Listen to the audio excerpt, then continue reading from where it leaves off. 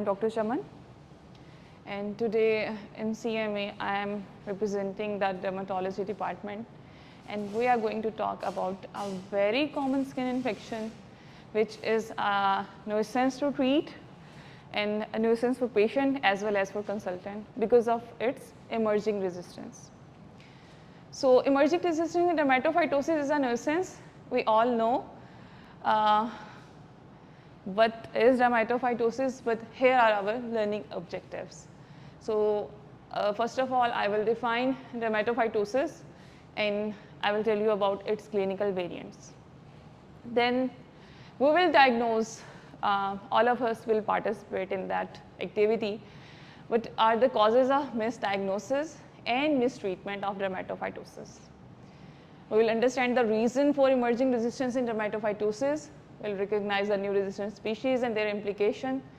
Familiarize ourselves with gold standard treatment guidelines and newer treatment modalities. And in the end, I will again emphasize the importance of avoiding steroid use in treating tinea infection.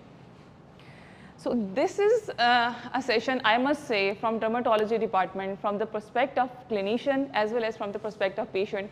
It is very important that we involve all the departments which are treating patients, whether they are from gynae, they are from surgery, they are from peds, or any other specialty, because this is something that every one of us have ever encountered in his or her life, him or herself, or in some other relatives that they are living with, or they have seen this condition in any of their patients.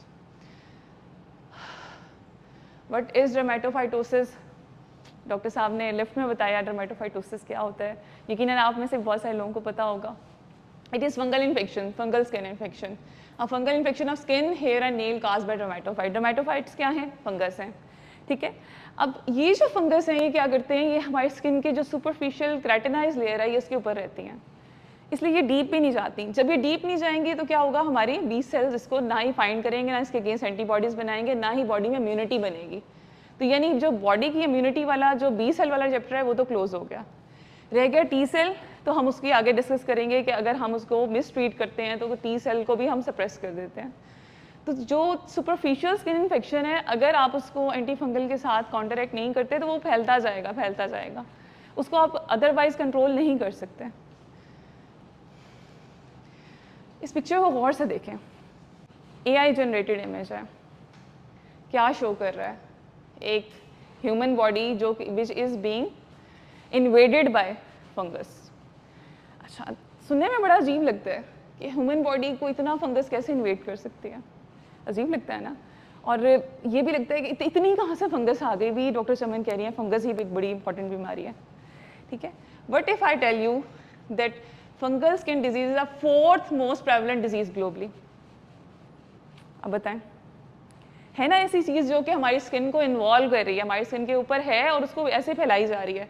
This image could be scary. इससे ज़्यादा scary image मैंने generate किया था, लेकिन फिर मुझे लगा कि वो ज़्यादा ही ग्राफिक हो जाएगा, इसलिए मैंने सोचा ये थोड़ा सा इनोसेंट सा इमेज लगा देते हैं. But fungal skin disease are 4th most prevalent disease globally, and the prevalence of superficial mycotic infection worldwide is 20-25%. 20-25% उसमें से डर्मेटोफाइट्स हैं, और जो प्रेवलेंस है वो इससे कहीं ज़्यादा है. यानी जो जितनी हमारी फंगल डिजीज़ टोटली बनती हैं उसमें से 25% सिर्फ स्किन में आती हैं, और वो स्किन में भी किस फॉर्म में आती हैं? टीनिया के फॉर्म में आती हैं. ये रेफरेंस है, और ये बिल्कुल रिसेंट रेफरेंस है, और एक बहुत बड़ा एनालिसिस है. आप ये देखें कि उन्होंने लैक्स में पेशेंट्स देखे हैं, उसके बाद इसको एनालाइज करके उन्होंने ये स्टैट्स दी हैं. डिजीज़ बर्डन इन पाकिस्तान, क्या ये फिगर बड़ा नहीं है? 184.5 मिलियन. कितना बड़ा फिगर है. According to a study among 184.5 million people of Pakistan, an estimated 1.78% yearly are affected by fungal infection. ये पाकिस्तान की टोटल पॉपुलेशन जो कि पिछले हमारे कॉन्सेंसस से निकली हुई थी, इसमें से 3.28 मिलियन फंगल इन्फेक्शन से अफेक्टेड है. एक और बड़ा फिगर जो कि हमें ये बताता है कि फंगल इन्फेक्शन को हमने ट्रीट करना है, हमने टाइम पे ट्रीट करना है ताकि वो मिस ट्रीट ना हो. एक बार कॉजेटिव एजेंट्स की बात कर लेते हैं. हमने पहले बात की कि फंगस हैं. कौन कौन से फंगस हैं? ट्राइकोफाइटॉन है, माइक्रोस्पोरम है, एपिडर्मोफाइटॉन है. शायद ये बाकी क्लिनिशियंस के लिए इतने ज़्यादा इंपॉर्टेंट ना हो, डर्माटोलॉजी के पॉइंट ऑफ व्यू से वो इंपॉर्टेंट थी वो पिछली स्लाइड, लेकिन क्लिनिकल वेरिएंट्स आप में से हर बंदा देखता है। Tinea corporis, tinea capitis, tinea cruris, tinea faciei, tinea pedis and tinea unguium, यानी कि नेल का फंगस। टीनिया कॉर्पोरिस है, ये बॉडी का फंगस है। कोई शक? एक गोल सा दायरा है जो हमें नज़र आ रहा है, और ये थोड़ा सा पार्शली ट्रीटेड फंगस है। ये सब रियल पेशेंट्स की पिक्चर है। टीनिया कैपिटस है ये। अब टीनिया कैपिटस के डिफरेंट वेरिएंट है, आप देखो कुछ के अंदर सिर्फ हेयर लॉस हो रहा है और कुछ इस हाल में आ रहे हैं। ये सब फंगल इन्फेक्शन है, सब सुपरफिशियल फंगल इन्फेक्शन है। जब आप उसे ट्रीट नहीं करते और डिफरेंट स्पीशीज, जब इन्वेसिव स्पीशीज आती हैं तो वो इस हाल में ले जाती हैं। Tinea cruris, which involves the groin area. Zaira, due to ethical reason, I cannot show you the crural area. This is Tinea fasciae. Sorry, I cannot blur the picture. This is also a picture of a real patient. Tinea pedis, which involves your foot. ये भी Tinea pedis है, इसलिए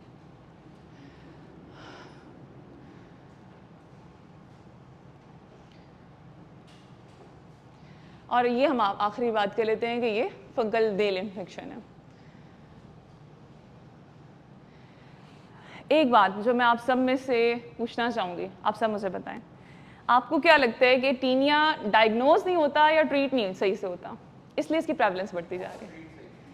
treat सही नहीं होता। किसी को लगता है कि डायग्नोज भी सही नहीं होता? ओके, डायग्नोज भी नहीं होता, ट्रीट भी नहीं होता। कितने लोग हैं जो डायग्नोसिस वाली पार्ट के साथ हैं? 1 2 3 4 5, गुड। 5 लोग ये समझते हैं, थोड़े से लोगों में से दोनों चीज़ें हैं। अब दोनों चीज़ों की तरफ हम बाद में आते हैं कि मिस डायग्नोसिस होती है। बाकी लोगों का ये ख्याल है कि मिस ट्रीटमेंट है, जिन्होंने हाथ नहीं खड़े किए ऐसे कि मिस ट्रीट होता है ये। अच्छा, स्टैट्स की बात करें तो स्टैट्स कहती हैं मिस ट्रीट होता है, लेकिन अगर क्लिनिकल की बात करें तो जैसे डॉक्टर कुरतुल्लाह ने कहा, बहुत सारे फंगल इन्फेक्शन को हम जहाँ जिनको फंगल समझ रहे होते हैं वो एक्चुअली एक्जिमा होते हैं। मेरे पास पिछले दिनों एक डॉक्टर साहिबा आई जो कि रेजन आर्ट का काम करते नहीं, और उनके बिल्कुल टिपिकल बॉर्डर्स बने हुए थे, और क्योंकि वो रेजन आर्ट था ना, उसकी वजह से जो एलर्जी कॉन्टैक्ट डर्माटाइटिस था वो बिल्कुल ऐसे था जैसे गोल दायरे की शक्ल में, जैसे फंगल इन्फेक्शन होता है। फंगल के ट्रायल पे जब वो ठीक नहीं हुई, उनको जब हमने उनकी स्क्रैपिंग कराई, स्क्रैपिंग नेगेटिव आई, स्टेरॉइड पर डाला, ठीक हो गई। मार्सराइसिस, लैब कंफर्मेशन, जैसे मैंने बोला KOH माउंटिंग कराई, स्क्रैपिंग करा के फंगस देखी, फंगस नहीं नजर आई, डेफिनेटली वो नेगेटिव आ गई, जबकि उसके अच्छा खासा स्केल था, इसका मतलब वो फंगस नहीं है। KOH माउंटिंग एक बड़ा ही चीप और क्या कहना चाहिए बेड साइड टेस्ट है। स्क्रैपिंग करें, 15 मिनट के अंदर KOH माउंट में उसे डिजॉल्व करें और चेक कर लें। अनफॉर्चुनेटली हम नहीं करते। अनफॉर्चुनेटली उसका जो रिएजेंट है वो भी बड़ा सस्ता है, 200 रुपये में मिल जाता है, फिर भी हम नहीं करते। सो रीज़न ये है कि हम क्लिनिकल जजमेंट के ऊपर ही ज़्यादा जोर देते हैं, over reliance on clinical presentation. हर गोल दायरा फंगस नहीं है, इसलिए मैं बता रही हूँ, हर गोल दायरा फंगस नहीं है। क्लिनिकल के ऊपर इतना भी हमें रिलाय नहीं करना कि नहीं ये गोल नज़र आ गया, अब ये फंगस ही होगा। हिस्ट्री से इसे, जैसे अभी रेजन आर्ट वाली लड़की की बात की, हिस्ट्री से इसे नहीं ली ना कि उसको कोई एलर्जी कॉन्टैक्ट डर्माटाइटिस भी तो हो सकता था। ये फंगस है। अब तो मैंने कह दिया कि फंगस नहीं है हर गोल दायरा तो ये फंगस है या नहीं है? फंगस भी है, कुछ और भी हो सकता है इसका टेस्ट कराएंगे। Very good. यानी जो टेक होम मैसेज है उसमें से पहला take home message doctor Saima ने ले लिया कि हम इसे टेस्ट कराएंगे, हम इसकी स्क्रैपिंग कर सकते हैं, लेकिन क्लिनिकली भी ये फंगस नहीं है, क्लिनिकली भी टीनिया नहीं है। जो फंगस होता है ना उसका बाहर की तरफ मार्जिन आता है, जबकि इसका स्केल देखिए अंदर की तरफ है। ये एक स्किन कंडीशन होती है, उसे पीरोजिया बोलते हैं, ये पीरोजिया है।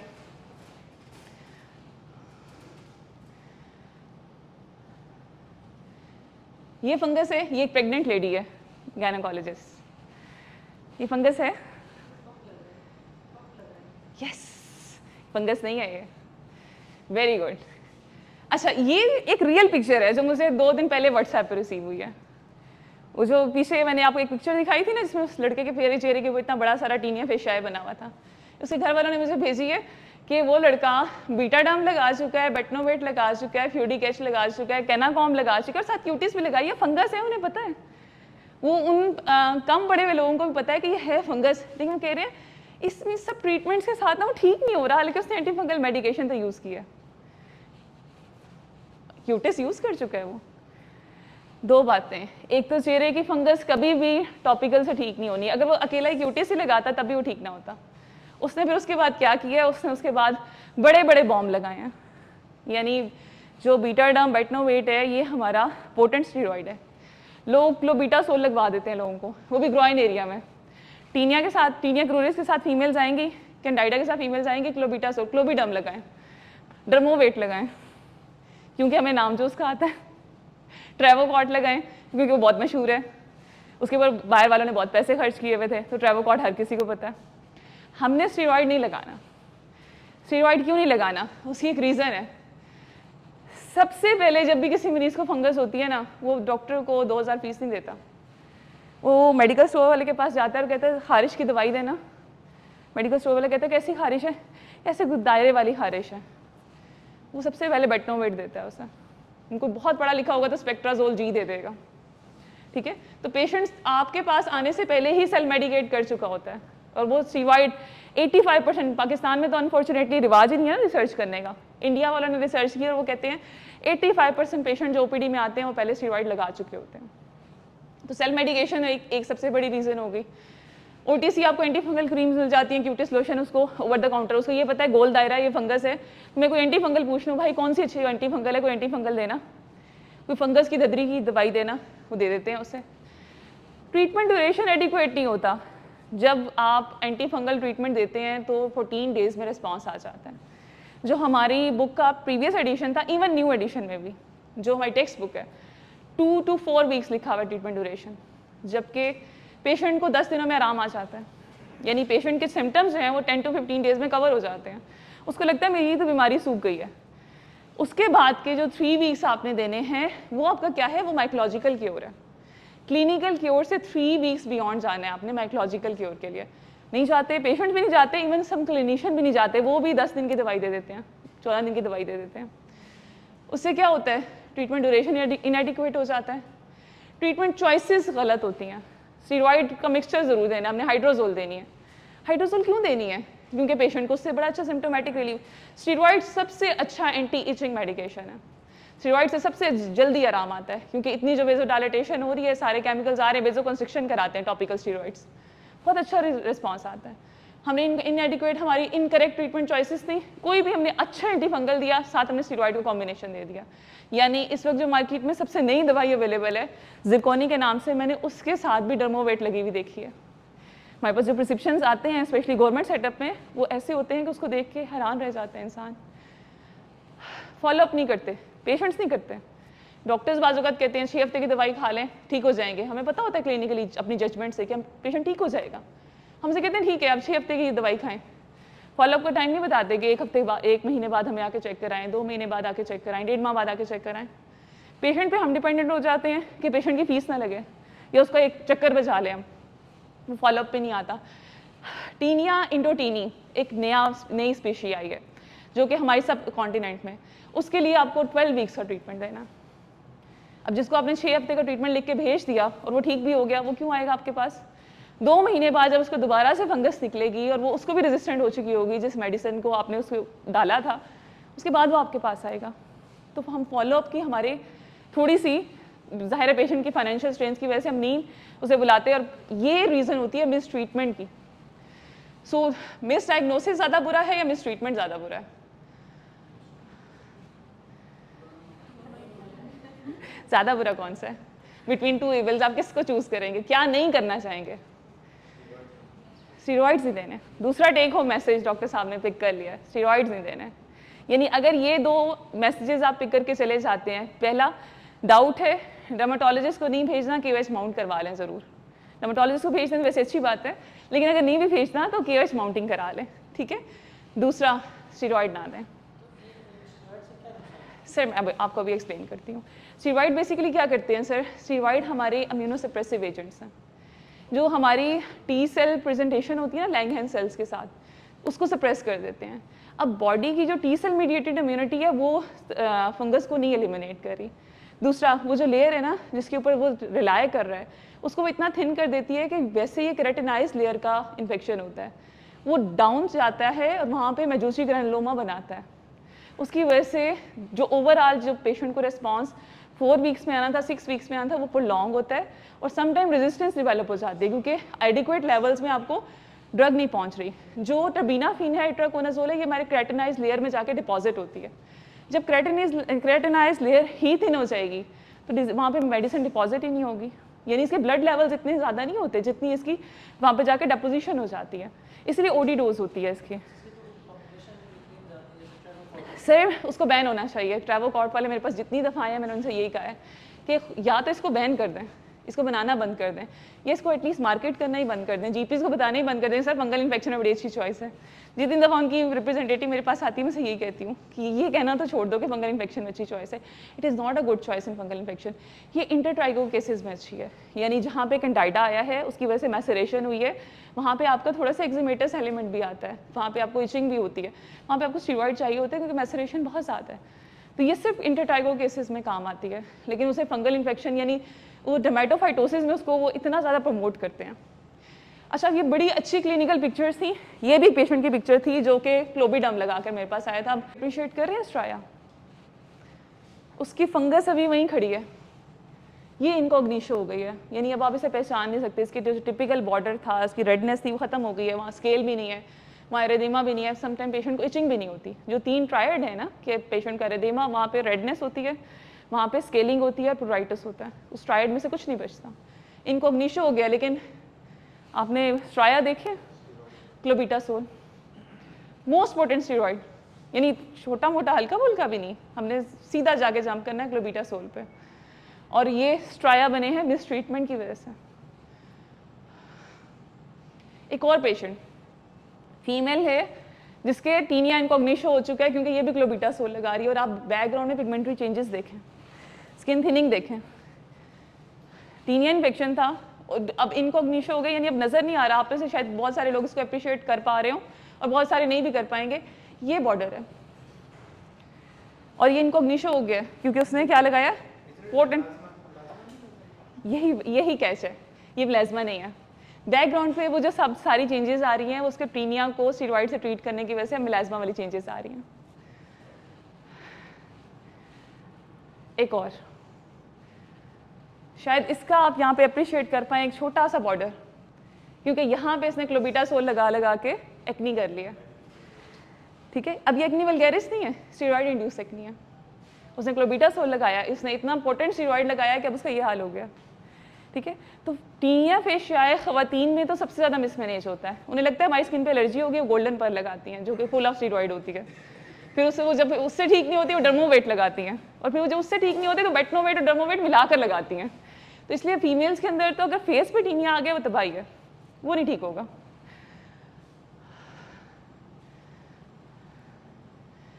अच्छा, अब दोबारा पढ़ाई वाली बातों पे आ जाते हैं। न्यू रेजिस्टेंट स्पीशीज़ जो कि इस वक्त एक सर दर्द है डर्मेटोलॉजिस्ट के लिए।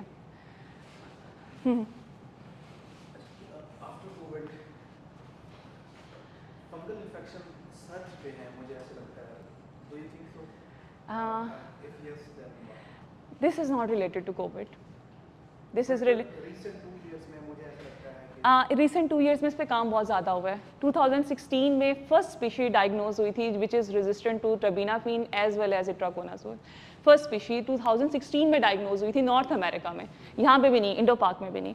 हमारे यहाँ की पुअर पॉपुलेशन ना दवाई लेती है, पहले तो लेती नहीं है, पहले तो खुद को ट्रीट करती है ओवर द काउंटर प्रोडक्ट्स के साथ। उसके बाद दवाई ले उसे पूरा नहीं खाती। उसके बाद अगर वो ले भी ले तो गंदी जो फ्रेंचाइज की लो क्वालिटी मेडिकेशन होती है जिसमें पूरी मेडिसिन भी नहीं होती, वो खाती है। उसकी वजह से रेजिस्टेंस, ये जो सर्च सब कॉन्टिनेंट में आ रहा है, और आपके इतने बहुत सारे रिसर्च आर्टिकल्स 22, 23, 24 में पब्लिश हो रहे हैं, ये सारे वही आर्टिकल्स हैं जिन्होंने इस सर्च को नोट किया है। और उस सर्च के आने के रीज़न क्या है, वोरिकोनाजोल को आए हुए 12 साल हो चुके हैं डर्मेटोफाइटोसिस की ट्रीटमेंट में। शुरू में बहुत रेयरली यूज़ होती थी, अब हालात ये हैं कि वो जाके मेडिकल कंपनीज़ वाले जीपीज़ को बताते हैं सर रेजिस्टेंट केसेस में वोरिकोनाजोल दें। अगेन अनएथिकल है, वरना मैं आपको प्रिस्क्रिप्शन शेयर करती जो बड़े बड़े लोगों ने क्लोबिटासोल के साथ वोरिकोनाजोल दे के वोरिकोनाजोल को बर्बाद किया हुआ है। मतलब आपके पास उस वक्त से हमें डरना चाहिए कि हमें से किसी को रेजिस्टेंट वाला टीनिया हो जाए, क्योंकि वो ठीक नहीं होता। हमने 3 मंथ्स भी वोरिकोनाजोल खिला के देखिए, वो ठीक नहीं होता, उसको सप्रेसिव ट्रीटमेंट में डालना पड़ता है, खाता रहेगा तो ठीक रहेगा। अब ये हालात हैं इस वक्त। जो आप कह रहे हैं ना कोविड के साथ, अब बात ये कि जो कॉजल रिलेशनशिप है वो हम प्रूव नहीं कर सकते। दुनिया वैसे ही कोविड के बाद चेंज हो गई है सारी की सारी ना, तो ये ज़रूर हो सकता है कि उसके जो रिलेशनशिप है विद कोविड वो उसको हम किसी तरीके से प्रूव करें, यानी कि हम ये देखें कि जिन लोगों ने ट्रीटमेंट उस ड्यूरेशन के अंदर स्टीरॉइड ज़्यादा लिए थे, ओरल स्टीरॉइड ज़्यादा लिए थे उनके अंदर, या उनके अंदर डायबिटीज़, जिस तरह से मैंने कोविड के रिलेशनशिप पढ़ा कि न्यूली डायग्नोज डायबिटीज़ बहुत ज़्यादा उन लोगों में आ रही है जिन्होंने कोविड के दौरान स्टीरॉइड ज़्यादा लिए थे। तो ये भी हो सकता है कि वो वही लोग जिन्होंने उस दौरान फंगल इन्फेक्शन का शिकार थे, ओरल स्टीरॉइड लिए, उनकी स्पीशीज़ म्यूटेट कर गई, उसके बाद सर्च आया। लेकिन अभी तक हमारे पास कोई इसका प्रूफ नहीं है कि कोविड का कोई रिलेशनशिप है इसके साथ। अच्छा, अब देखिए जो हमने रेजिस्टेंस अगेंस्ट टर्बीनाफिन एक गोल्ड स्टैंडर्ड दवाई थी, 1991 से यूजेज में है टर्बीनाफिन। और जब हम लोग PGR थे तब भी हम लोग टर्बीनाफिन ही लिखते थे, यानी उस वक्त ये रिवाज था कि फ्लूकोनाजोल दे दो क्योंकि गवर्नमेंट सेटअप में आ रही है और पेशेंट अगर अफोर्ड कर सकता है तो टर्बीनाफिन खिला दो उसे। लेकिन अब ये है कि टर्बीनाफिन लोग लैमिसिल भी खाते हैं और ठीक नहीं होता। There is resistance against terbinafine due to many factors such as poor socio-economic status, people not getting proper treatment against infection, and certain enzymes get mutated, increasing antifungal resistance। अब ये वही बात, इंडिया और बांग्लादेश हम लोग बड़े इस मामले में अनफॉर्चुनेट हैं। हमारे यहाँ रिसर्च का कोई रिवाज नहीं है, स्टडीज़ का भी कोई रिवाज नहीं, पब्लिश कराने का रिवाज तो सिर्फ इसलिए है क्योंकि AP से आपने एसोसिएट बनना होता है, अदरवाइज शायद हम पब्लिश भी ना कराते। तो अब ट्रीटमेंट रेजिस्टेंस भी बढ़ गई, इफेक्टिव भी कम रह गया, इनकम्प्लीट क्योर भी हुआ। इवन जब आपने स्टैंडर्ड ट्रीटमेंट प्रोटोकॉल्स को फॉलो किया, बहुत सारे लोग कहते हैं हम लैमिसिल खा रहे हैं, लैमिसिल एक ब्रांड है, हम लैमिसिल खा रहे हैं, पिछले 2 माह से खा रहे हैं, हम ठीक नहीं हो रहे। उसकी क्या रीज़न है? क्योंकि अब लैमिसिल के अगेंस्ट रेजिस्टेंस आ गई है। रिलैप्स रेट बहुत ज़्यादा है। जो हमारा स्टैंडर्ड एंटीफंगल रजीम है वो कहता है 14 वीक्स दें, 21 डेज़ के लिए दें, 3 वीक्स दें, जबकि हमने जो अपना इस वक्त क्लिनिकली देख रहे हैं, न्यू स्टडीज़ जो आ रही हैं वो कह रही हैं 6 to 12 वीक्स दें। तो ट्रीटमेंट यानी 3 टाइम्स बढ़ चुका है ट्रीटमेंट का ड्यूरेशन।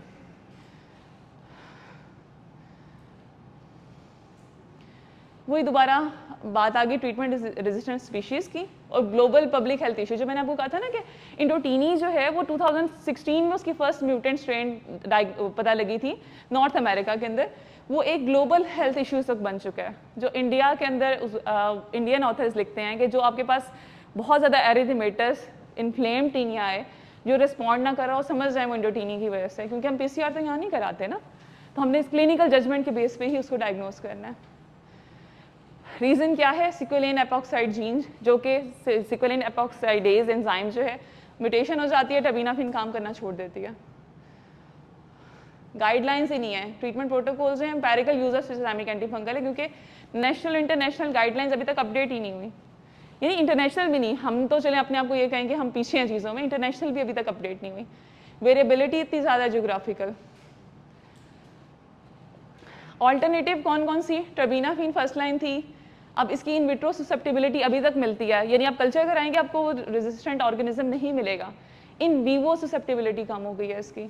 इट्राकोनाजोल भी फर्स्ट लाइन ट्रीटमेंट के तौर पे यूज़ हो रहा है, लेकिन इसका सक्सेस ट्रीटमेंट रेट 70% 70 to 80% के बीच में लाए कर रहा है। वोरिकोनाजोल न्यू ड्रग है, इसका रोल एंटीफंगल उसके अंदर अभी तक डिफाइन हो रहा है, यानी डर्मेटोफाइटोसिस के अंदर। ये स्ट्रक्चर है इट्राकोनाजोल का, ये वोरिकोनाजोल का। न्यूअर मॉलिक्यूल्स हैं, वोरिकोनाजोल को आए हुए मैंने आपको बताया कि डिस्कवर हुए हुए ज़्यादा टाइम हो चुके हैं, मोर देन 20 ईयर्स, लेकिन स्किन में लास्ट 12 ईयर्स से यूज़ होती जा रही है। उसके बाद अभी तक कोई नया ओरल मॉलिक्यूल हमारे पास नहीं आया। यस, इट्राकोनाजोल भी, वोरिकोनाजोल भी। टर्बीनाफिन एक गोल्ड स्टैंडर्ड था, लेकिन अब वो क्योंकि काम नहीं कर रहा, हम इट्राकोनाजोल पे मूव कर गए हैं, वोरिकोनाजोल पे मूव कर गए हैं।